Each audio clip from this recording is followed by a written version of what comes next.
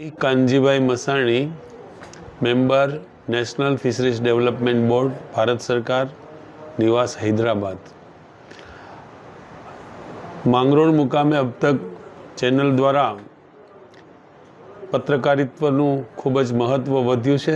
લોકોની સમસ્યાઓ પોઝિટિવ રીતે કેવી રીતે નિકાલ માટે રજૂઆત કરી શકાય એના ઉત્તમ પ્રયત્નો થયા છે અને લોકોમાં अब तक ચેનલની ખૂબ જ ચર્ચાઓ પણ થઈ છે કે આ ચેનલ દ્વારા ગામની સમસ્યાઓ, સમાજની સમસ્યાઓ ખૂબ જ મહત્ત્વ આપીને ઉકેલવાનો પ્રયત્ન થઈ રહ્યો છે।